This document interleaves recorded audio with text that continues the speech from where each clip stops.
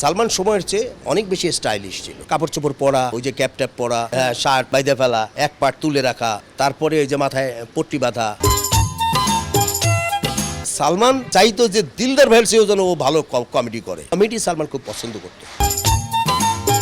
একবার দিলদার ভাইকে সালমান বলতেছিল, ওস্তাদ আপনার আমি খায়া ফেলাম। দিলদার ভাই তো সুপারস্টার ছিল না তখন।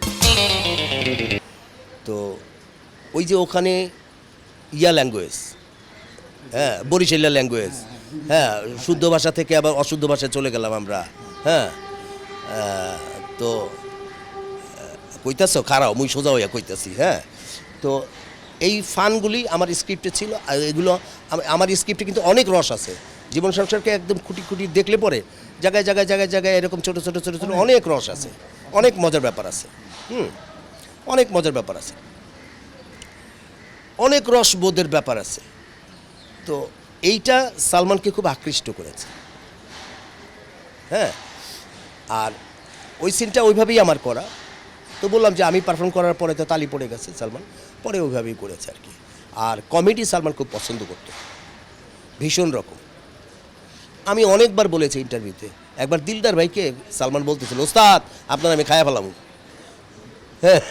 দিলদার ভাই তো সুপারস্টার ছিল না তখন কমেডির। তো সালমান চাইতো যে দিলদার ভাইয়ের চেয়েও যেন ও ভালো কমেডি করে। যেমন দিলদার ভাইয়ের চেয়ে সবাই যেন বলে যে সালমানের কমেডিতে জুড়ি নাই, দিলদার ভাইও তার কাছে কিছু না, সে ওইটা মিন করেছে।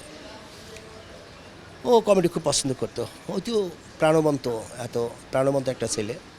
আর তুমি বলছিলে যে ওই যে গেঞ্জি টেঞ্জি এরকম করে রাখা, গেট আপ, সালমান সাহেব গেট আপ। এই গেট আপটা এইটা আমাদের না, এটা ওরই। গেট আপের ব্যাপারে ওই সিদ্ধান্ত নিত।